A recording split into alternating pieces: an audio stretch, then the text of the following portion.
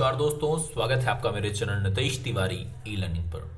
तो दोस्तों, अगर आपने अभी तक मेरे चैनल को सब्सक्राइब नहीं किया है तो प्लीज़ सब्सक्राइब कर लें और बेल आइकन को दबा दें ताकि आप तक मेरी सारी जो वीडियोज़ हैं वो आ सकें। ठीक है, तो सबसे पहले आज जो हम बात करने वाले हैं वो आपकी 11th क्लास और 11th क्लास में जो 2022 और 23 का जो एग्ज़ाम का पैटर्न है, मैं इस वीडियो में वही समझाने वाला हूँ कि एग्ज़ाम का पैटर्न कैसा आने वाला है।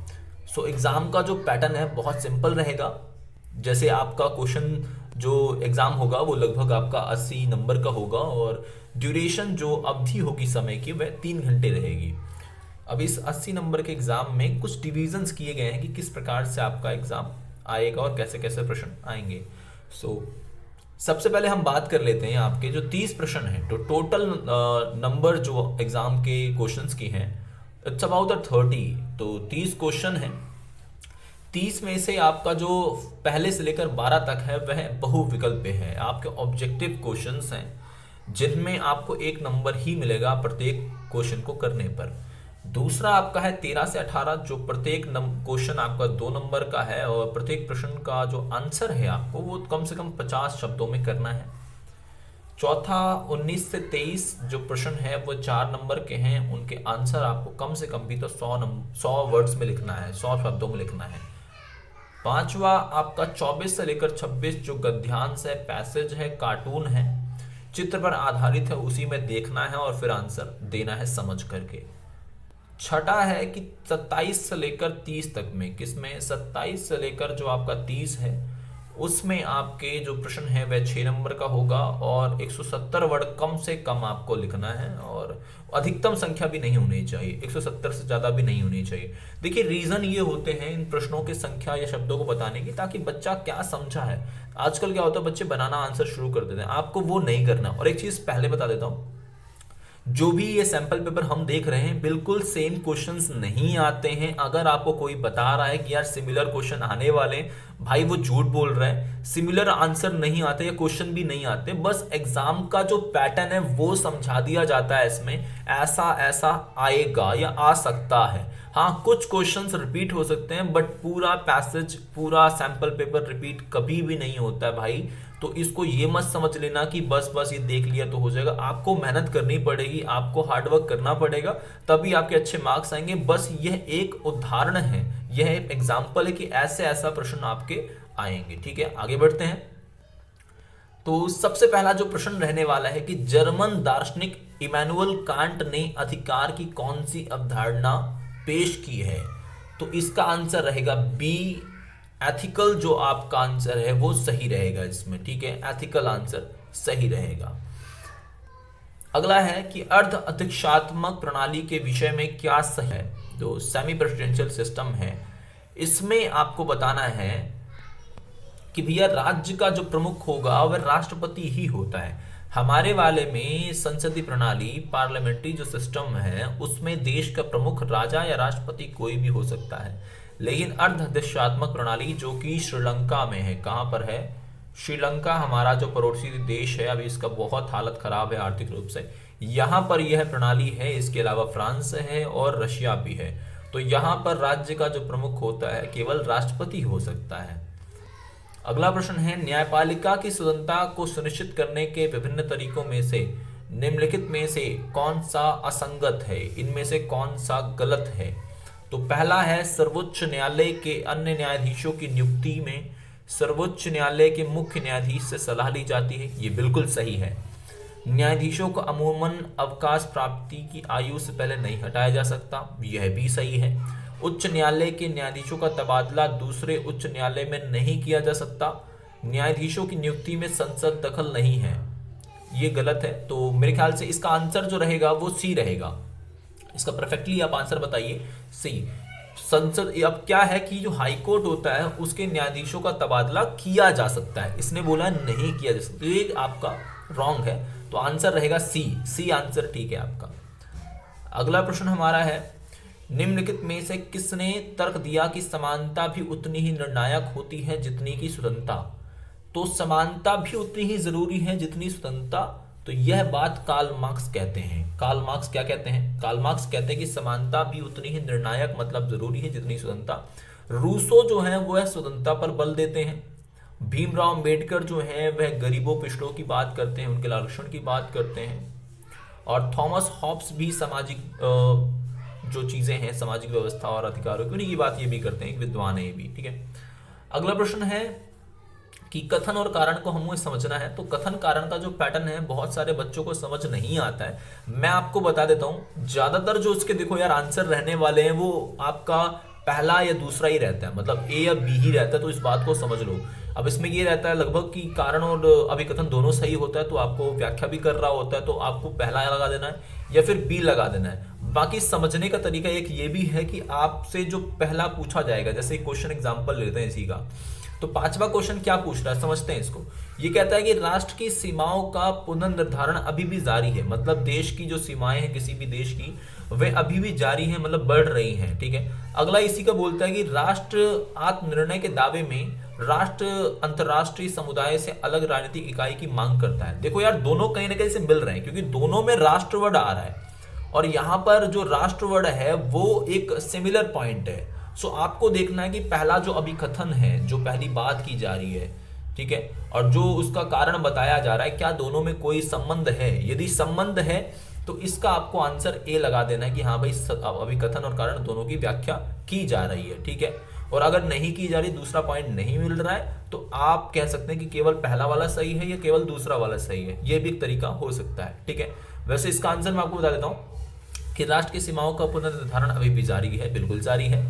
आत्मनिर्णय, राष्ट्रीय आत्मनिर्णय के दावे में राष्ट्र अंतरराष्ट्रीय समुदाय से अलग राजनीतिक इकाई की मांग करते हैं, बिल्कुल सही, क्योंकि आत्मनिर्णय का मतलब है एक ऐसा देश जो अपने खुद के फैसले खुद लेगा, तो खुद लेगा तो भाई अंतरराष्ट्रीय समुदाय से तो अलग रहेगा ही रहेगा, वो मांग करेगा ही करेगा, तो दोनों सही है, ठीक है, दोनों सही है। बस इसका एक्सप्लेनेशन भी ठीक किया जा रहा है, तो आंसर ए रहेगा इसका आगे चल के, ठीक है। अगला क्वेश्चन है 6, अभिकथन फ्रांसीसी क्रांति 1789 में हुई थी। ये बिल्कुल सही है, और इसी क्रांति में नारा लगा था समानता, स्वतंत्रता और बंधुत्व का। किसमें? फ्रांसीसी क्रांति में ही नारा लगा था समानता, स्वतंत्रता और बंधुत्व का।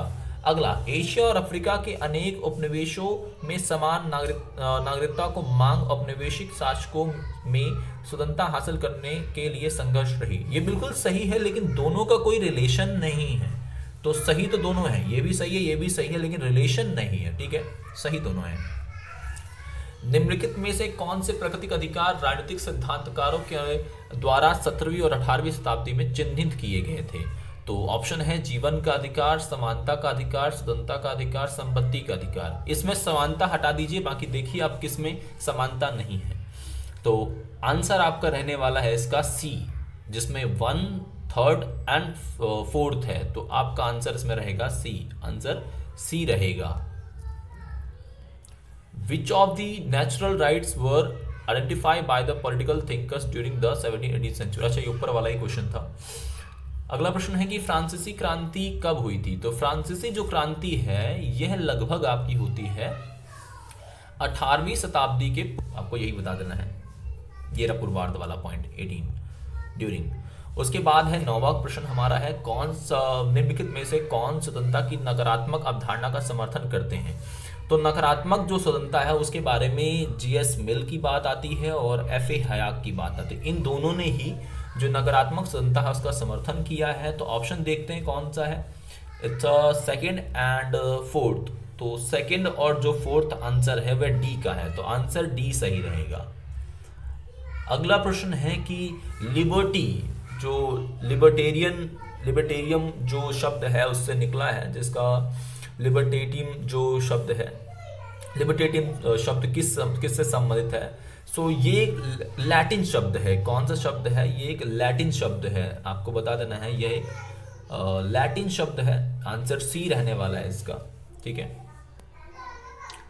सामाजिक न्याय की अवधारणा का संबंध किससे है? तो सामाजिक जो न्याय है वह विशेषकर समानता और स्वतंत्रता के जो सिद्धांत थे वे उनकी बात करता है, तो आंसर डी हो जाएगा इसका, बी और सी दोनों, ठीक है।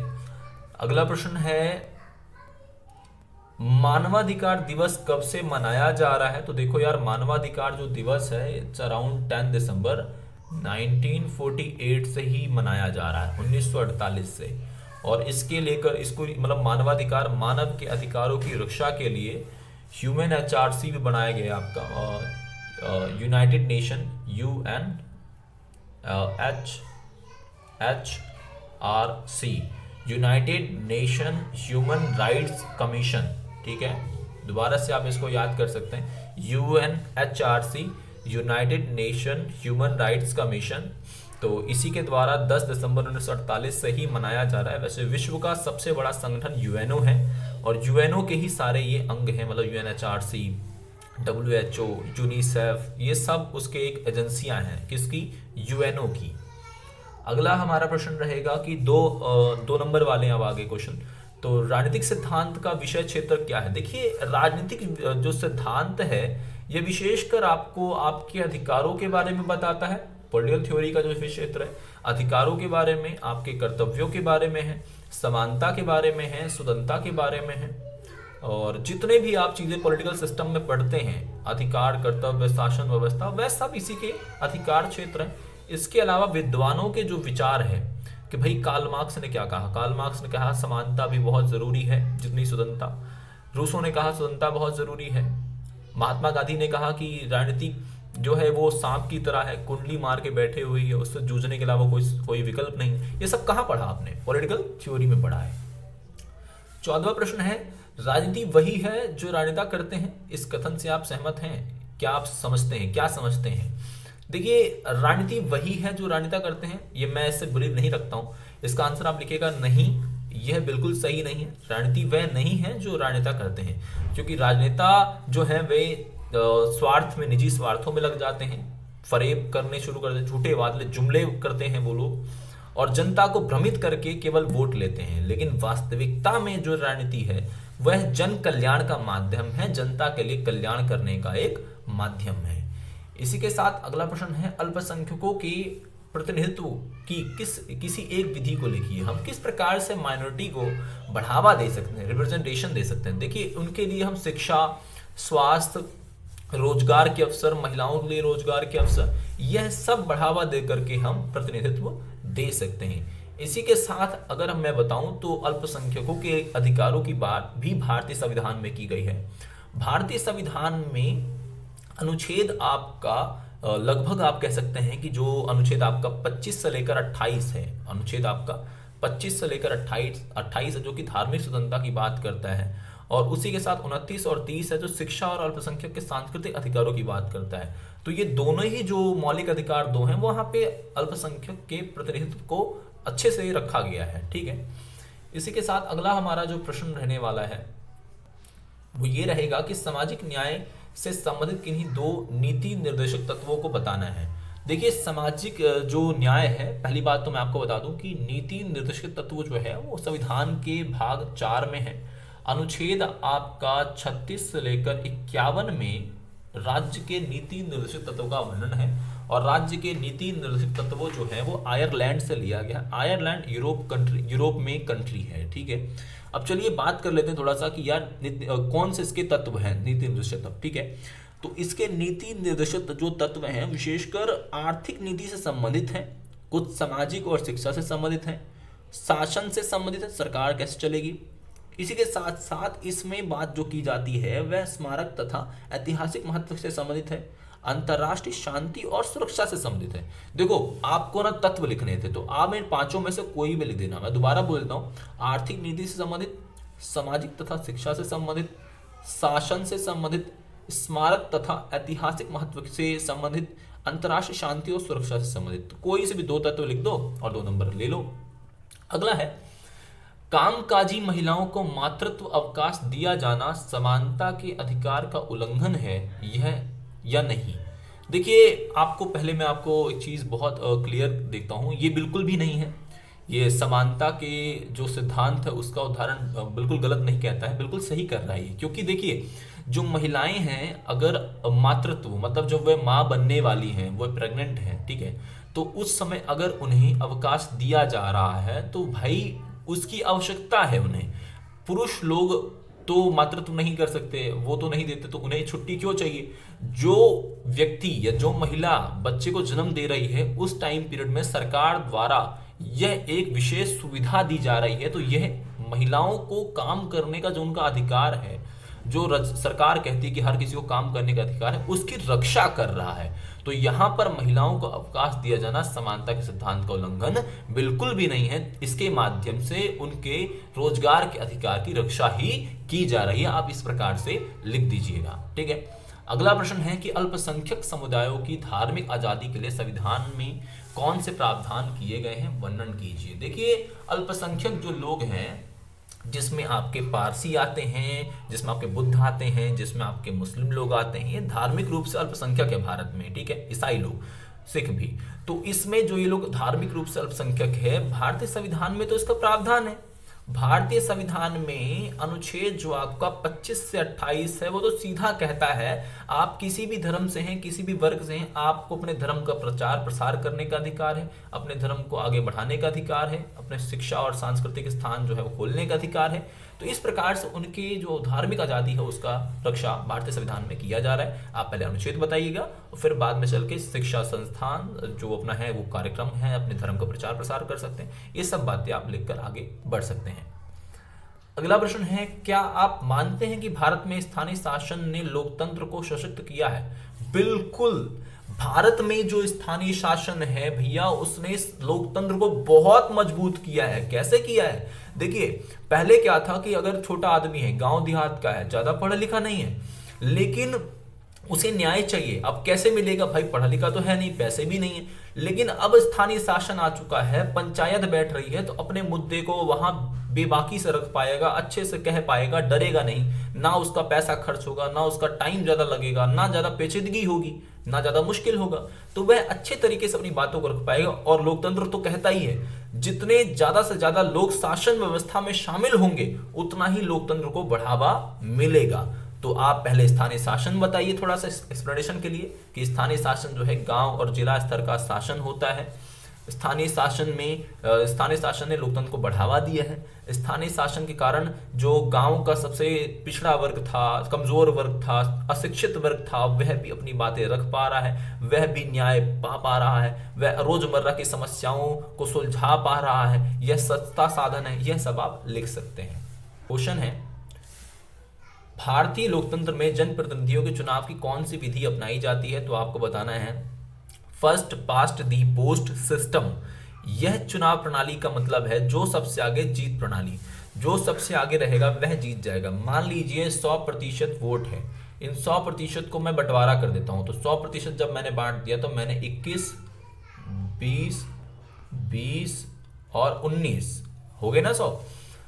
सॉरी, अभी एक और है, तो एक और को हम 20 ले लेते हैं, ठीक है। तो 20, 20, 20, ये ठीक है, 100 हो गए। अब इसमें से देखिए सबसे आगे कौन है?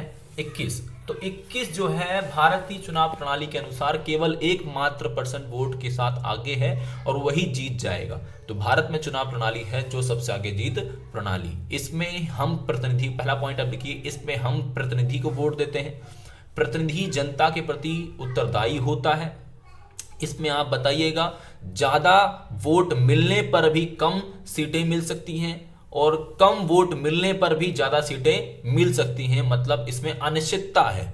एक और प्रणाली है समानुपातिक प्रणाली। समानुपातिक प्रणाली जो है वह राष्ट्रपति के निर्वाचन में यूज की जाती है। राष्ट्रपति को चुनने में इसका इस्तेमाल किया जाता है। और समानुपातिक जो प्रणाली है उसके साथ एकल संक्रमणीय सिद्धांत जो है वो राष्ट्रपति को चुनाव की प्रक्रिया में शामिल है।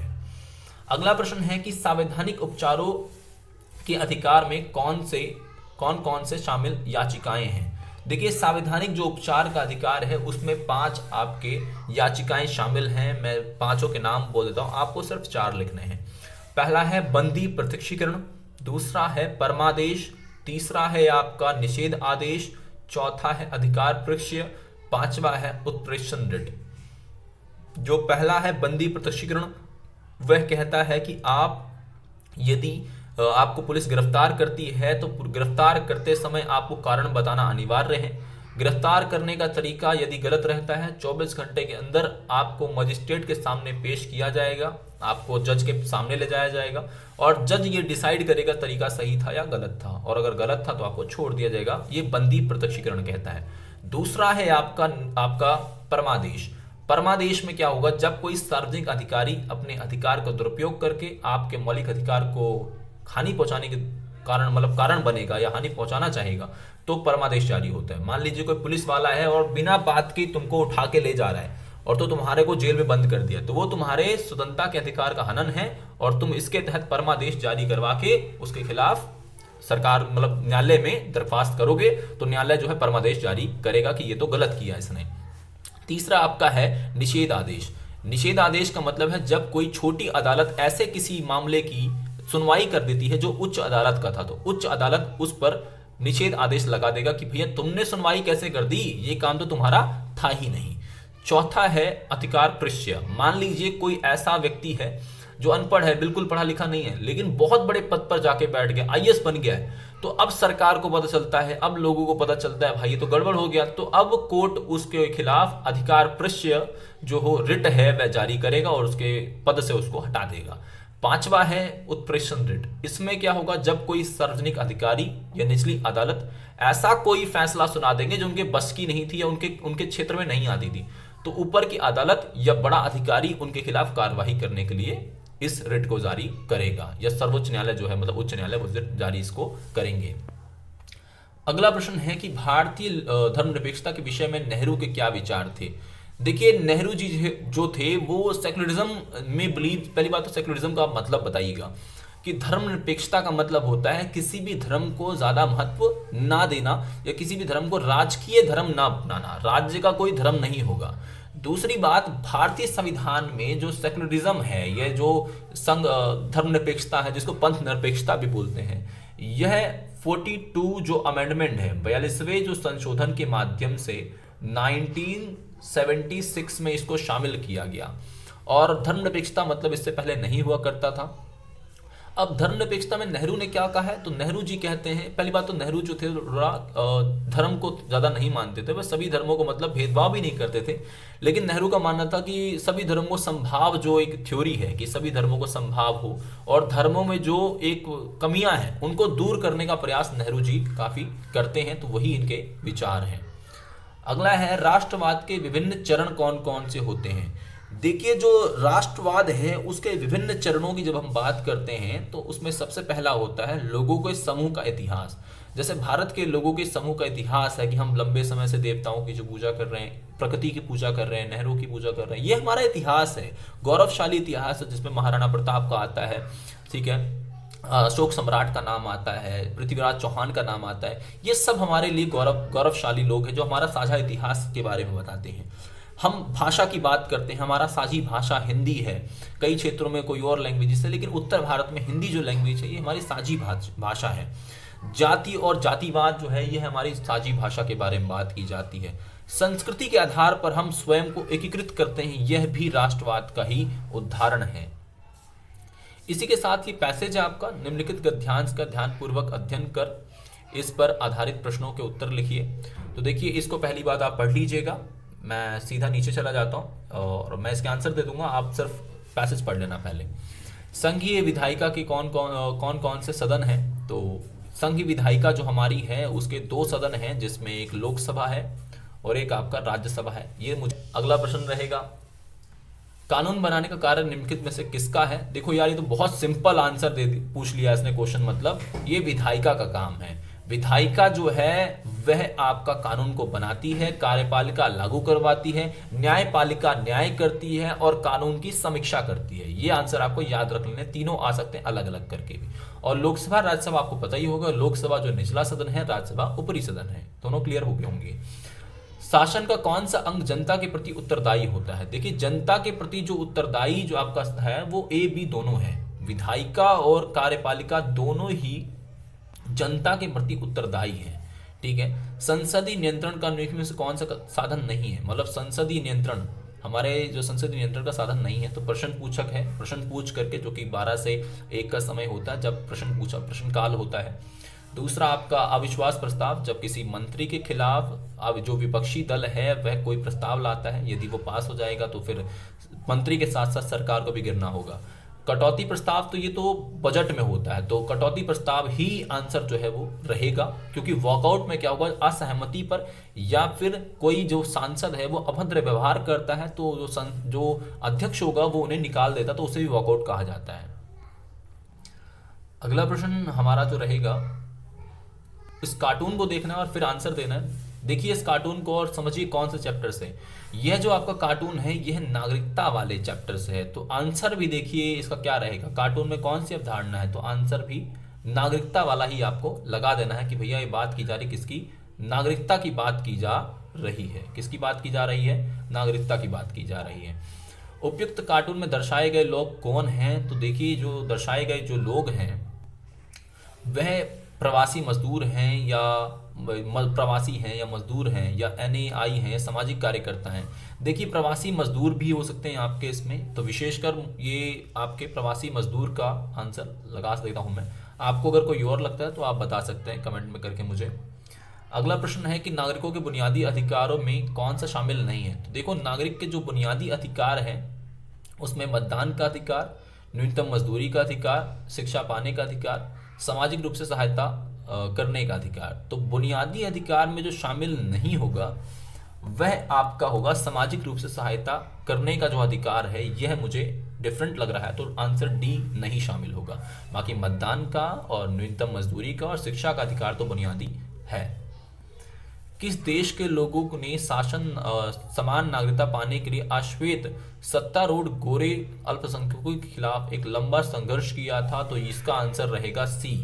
आंसर सी, दक्षिण अफ्रीका में गोरे लोगों के खिलाफ लंबा संघर्ष किया था। इसमें नेल्सन मंडेला का नाम सबसे आगे आता है। नेल्सन मंडेला दक्षिण अफ्रीका के पहले अश्वेत राष्ट्रपति भी थे, काले राष्ट्रपति। अगला प्रश्न देखिए, ये आपका कार्टून देखिए, ये नेल्सन मंडेला जी ही हैं। तो क्वेश्चन है कि निम्नलिखित चित्र का ध्यानपूर्वक अध्ययन कीजिए और इस आधार पर आधारित प्रश्नों के उत्तर दीजिए। तो ये नेल्सन मंडेला क्वेश्चन है। पहला, चित्र में दर्शाए गए व्यक्ति का संबंध किस देश से है, तो दक्षिण अफ्रीका से है, मैंने ऊपर अभी दिया था। उपयुक्त चित्र में दर्शाए गए नेता को पहचानिए, ये नेल्सन मंडेला है, आंसर तो भी हो गया। उपयुक्त चित्र में दर्शाए गए नेता का पसंदीदा खेल कौन सा था, तो आपको बताना है कि इनका जो पसंदीदा खेल था आपका बॉक्सिंग, ये तो मुझे। अगला प्रश्न है कि उपयुक्त चित्र में दर्शाए गए नेता ने अपने जीवन में कितने वर्ष जेल की कोठरियों में अंधेरे में बिताए थे, तो 28 साल इन्होंने बिताए थे, लगभग 28 साल जेल की कोठरियों में ये बंद थे। अगला 27वां प्रश्न जो है, अब 6 नंबर के सारे क्वेश्चन रहने वाले हैं। तो विभिन्न राज्यों और राजनीतिक दलों द्वारा समय समय पर स्वायत्तता की मांग किन कारणों से उठाई जाती है। देखिए बहुत सारे राज्यों में एक जो ऑटोनॉमी है उसको डिमांड लगातार की जाती है, तो इसमें पंजाब का नाम भी आएगा, इसमें जम्मू कश्मीर का नाम आएगा, पूर्वोत्तर के राज्यों के नाम आएंगे जिसमें मिजोरम नागालैंड का नाम आएगा। तो ये मांगे क्यों उठती हैं, स्वायत्ताएं की मांग क्यों उठती हैं, इसका रीजन है क्षेत्रीय आकांक्षाएं। क्षेत्रीय आकांक्षाएं मतलब वह अपने क्षेत्र विशेष के विकास की मांग करते हैं कि हमारे क्षेत्र में विकास नहीं हो रहा है, और होता भी ऐसा ही है कि सरकार द्वारा जो नीतियां चलाई जाती हैं वह उस राज्य में या उस क्षेत्र के लोगों तक नहीं पहुंच पाती, इसीलिए वह सरकार के विरुद्ध हो जाते हैं, संघर्ष करना शुरू कर देते हैं। और इसके बहुत लंबा एक इतिहास रहा है। ऐसा नहीं कि सिर्फ भारत में ऐसा है, पूरे विश्व में ही ऐसा है। जहां जहां एक प्रकार से विकास नहीं होता है वहां पे स्वायत्तता की मांग लगातार होती रहती है। तो अब उदाहरण के लिए बताइएगा कि जो इसकी मांगे हैं वे अशिक्षा के कारण हो सकती है, वहां के जो वहां का ढांचा जो है, इंफ्रास्ट्रक्चर, वहां का जो है संरचना वह विकसित नहीं हो पाई है, वहां बुनियादी सुविधाएं नहीं पहुंच पाई हैं और वहाँ के लोगों का विकास नहीं हो पा रहा है, तो ये मूलभूत सुविधाएं नहीं पहुंच पा रही, ये सब चीज़ें आप लिख सकते हैं इसमें। भारतीय संघवाद की विशेषताएं क्या हैं। देखिए भारतीय संघवाद की एग्जैक्ट 5-7 मैं पॉइंट्स आपको बोल देता हूं, तो आप ये लिख सकते हैं, काफ़ी इजी रहेगा आपके लिए अगर ये आ जाता तो। भारतीय संघवाद की जो विशेषता है उसमें स्वतंत्र और निष्पक्ष न्यायपालिका की व्यवस्था है। भारतीय संघवाद में स्वतंत्र और निष्पक्ष न्यायपालिका है। दूसरा पॉइंट रहेगा शक्तियों का विभाजन है भारतीय जो आपका संघवाद है। इसी के अलावा एकल नागरिकता की व्यवस्था है, और जो आपके राज्य हैं उनको असमान प्रतिनिधित्व दिया गया है राज्यसभा में। राज्यसभा में जो राज्य हैं उन सभी को असमान प्रतिनिधित्व दिया गया है। इसी के अलावा हमारी जो संघवाद है वो एकात्मक संघवाद है, जिसमें संघ को ज्यादा मजबूत बनाया गया है और राज्यों को कमजोर बनाया गया है। अगला प्रश्न है कि 42वें संशोधन में ये रहा प्रश्न आपका 28वां है कि संविधान निर्माण की प्रक्रिया का संक्षेप में वर्णन कीजिए। तो संविधान निर्माण की जो प्रक्रिया है उसमें सबसे पहले आपको बताना है कि 1942 में एक क्रिप्स मिशन आया था, जिसमें आपको बताना है कि जो क्रिप्स हैं वो उसके हेड थे, जिसमें 3 आपके मेंबर थे। स्टैफोर्ड क्रिप्स थे, एवी अलेक्जेंडर थे और पैथिक लॉरेंस थे। इन तीनों द्वारा जो ब्रिटेन से इनको तीनों को भेजा गया, तो भारतीय संविधान को कैसा बनाया जाएगा, क्या व्यवस्था रहेगी, ये सब इसमें ये बताने वाले थे। लेकिन भारत के लोगों ने, भारत के नेताओं ने इनको मना कर दिया, मतलब इनके अनुसार हम आगे नहीं बढ़े। लेकिन 1946 में 4 सालों बाद एक दोबारा से एक आयोग आता है जिसका नाम है कैबिनेट मिशन। कैबिनेट मिशन जब आता है तो इसकी जो सिफारिशें हैं वो भारतीय नेता मान लेते हैं और संविधान का काम शुरू हो जाता है। आपको बता देना है कि जो संविधान है उसमें टोटल 166 बैठकें हैं। ठीक है, कितनी बैठकें हैं? टोटल 166 बैठकें हैं, 166 आपको बता देना है। ये एनसीईआरटी बुक के अनुसार है। दूसरा आपको बताना है कि आपकी जो टोटल बैठकें हैं उसमें 3 महत्वपूर्ण बैठकें हैं, जिसमें 9 दिसंबर 1946, 11 दिसंबर 1946 और 13 दिसंबर 1946। 9 दिसंबर 1946 को डॉक्टर राजेंद्र प्रसाद जी जो थे, 9 दिसंबर को डॉक्टर सचिदानंद सिन्हा जी को अस्थायी अध्यक्ष बनाया गया। 11 दिसंबर 1946 को राजेंद्र प्रसाद जी को स्थायी अध्यक्ष बना दिया गया संविधान सभा का। और 13 दिसंबर 1946 को पंडित जवाहरलाल नेहरू जी ने मतलब उद्देश्य प्रस्ताव पेश किया। इसी के साथ आप ये भी बताइए कि टोटल संविधान के सदस्यों की संख्या कितनी थी? तो संविधान के टोटल सदस्यों की जो संख्या है वह आपकी 389 थी, 389 थी। और जिसमें से 292, आप स्ट्रक्चर बताइए, 292 ब्रिटिश प्रांत से, जो 93 थे वो रजवाड़े थे और 4 जो थे वो चीफ कमिश्नर के क्षेत्र के थे। टोटल करिएगा 389 ही आएगा। इसी के साथ जो भारतीय संविधान है वह लगभग आपका 1935 का जो अधिनियम था, 1935 का जो अधिनियम था उसके अनुसार ही बना दिया गया। इसके लगभग 70 से 75% जो भारतीय संविधान है वो 1935 के अधिनियम के अनुसार जो सोचा था जैसा वैसा ही भारतीय संविधान को बना दिया गया। भारतीय संविधान का जो स्ट्रक्चर है उसको समझना काफ़ी आसान है, तो इस प्रकार से थोड़ा चीज़ों को बता सकते हैं। बाकी विशेषताएं भी आप इसमें थोड़ा ऐड कर सकते हैं कि भारतीय संविधान की ये विशेषताएं भी रही हैं। ठीक है, और 42वां जो संशोधन है इसके बारे में थोड़ा बात कर लेते हैं। तो 42वां संशोधन 1976 में होता है और 42वें संशोधन में भारतीय संविधान में जो है वो धर्मनिरपेक्षता को जोड़ा गया, समाजवाद को जोड़ा गया, क्षेत्रीय अखंडता को, संप्रभुता को जोड़ा गया और मौलिक कर्तव्य जो है वह भी इसी संशोधन में जोड़े गए थे। तो जो 42वां संशोधन है बहुत ज़्यादा इंपॉर्टेंट है, तो इससे संबंधित आप बिंदुओं को लिख सकते हैं। अगला प्रश्न है कि न्याय के विभिन्न आयाम कौन से हैं और भारत में आर्थिक न्याय को स्थापित करने के लिए क्या सुझाव देंगे? तो ये देखिए, सुझाव तो आप खुद दे सकते हैं। बाकी आयाम की जब हम बात करते हैं तो सामाजिक, आर्थिक, राजनीतिक न्याय होता है चुनाव देने का, मतदान देने का, मतलब चुनाव में खड़े होने का अधिकार, मतदान में वोट देने का अधिकार। क्या बकवास कर रहा हूँ मैं, पानी। भारत में आर्थिक न्याय को स्थापित करने के लिए सरकार द्वारा बहुत सारी नीतियां चलाई जा सकती हैं, जिसमें हर एक व्यक्ति को रोजगार देने के लिए कार्यक्रम चलाया जा सकता है। इसी के अलावा शिक्षा, स्वास्थ्य और जो मूलभूत सुविधाएं हैं वह सभी लोगों तक अगर हम पहुंचा दें तो भी आर्थिक न्याय को कम से कम स्थापित कर सकते हैं। देखिए, पहली बात तो आर्थिक न्याय को समाप्त किया ही नहीं जा सकता, आप इस बात को समझिए, केवल कम किया जा सकता है, खाई को कम किया जा सकता है। जिसके लिए मूलभूत सुविधाएं समाज के सभी वर्गों को दे दें तो खाई को हम कम कर सकते हैं। अगला क्वेश्चन जो इसका ऑप्शनल है अथवा का, विवरणात्मक न्याय की अवधारणा को समुचित उदाहरणों समेत आपको, विवरणात्मक न्याय की अवधारणा है को समुचित उदाहरण सहित समझाना है। देखिए, वितरणात्मक जो न्याय है सभी तक वितरण हो, सभी तक डिस्ट्रीब्यूशन उसका हो, इसके लिए हम 3 सिद्धांतों के द्वारा समझ सकते हैं। पहला है समान लोगों के प्रति समान बर्ताव। समान लोगों के प्रति समान बर्ताव का सिद्धांत कहता है कि महिला हो, पुरुष हो, किसी भी जाति से हो, किसी भी वर्ग से हो, यदि समान काम किया जा रहा है तो समान उसका पारिश्रमिक मतलब वेतन दिया जाना जरूरी है। दूसरा होता है समानुपातिक न्याय, जिसमें जितनी योग्यता है उसको उस आधार पर न्याय दिया जाए। इसका उदाहरण है, एक ही स्कूल के सभी बच्चे हैं, एक ही क्लास के हैं, तो क्या सभी को समान नंबर दिए जाएं समान सिद्धांत के अनुसार? नहीं, जो उन्होंने लिखा है अपने आंसर पुस्तिका में, उत्तर पुस्तिका में, उसके अनुसार ही नंबर दिए जाने चाहिए, मतलब योग्यता के आधार पर। और तीसरा न्याय का सिद्धांत है विशेष जरूरतों का ख्याल, जिसमें आप ऐसे समाज के वर्ग को, जिसमें महिलाएं भी हैं, वृद्ध भी हैं, बच्चे भी हैं, वे अगर उन्हें कुछ सुविधाएं दी जा रही हैं जो उनके विकास के लिए, उन्हें आगे बढ़ने के लिए आवश्यक है, तो वह भी जरूरी है। इस प्रकार से हम समुचित न्याय का बंटवारा कर सकते हैं। अगला प्रश्न जो है बहुत ज्यादा जरूरी है और इस पर हम बहुत ध्यान देंगे।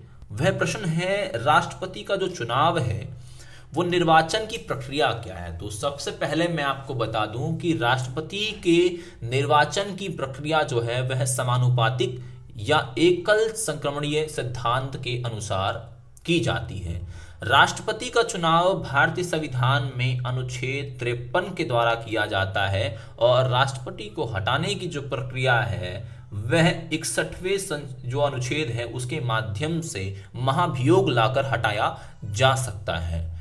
राष्ट्रपति जो है उसके चुनाव में कुल वोटों की जो संख्या है वह होती है आपकी 10,98,882। तो आपको बताना है राष्ट्रपति चुनाव में कुल वोटों की संख्या है 10,98,000 आपकी 882 संख्या होती है कुल वोटों की। और जीतने के लिए जो वोट हैं वो चाहिए होते हैं आपको 5,49,442 वोट जीतने के लिए चाहिए होते हैं। वर्तमान में भारत की राष्ट्रपति द्रौपदी मुर्मू हैं। द्रौपदी मुर्मू जो हैं वह उड़ीसा राज्य से आती हैं और भारत की पहली महिला आदिवासी राष्ट्रपति बनी हैं। इसी के साथ भारत में जो चुनाव प्रणाली ये राष्ट्रपति की होती है उसमें 776 आपके सांसद होते हैं और 4033 आपके विधायक शामिल होते हैं चुनाव की प्रक्रिया में।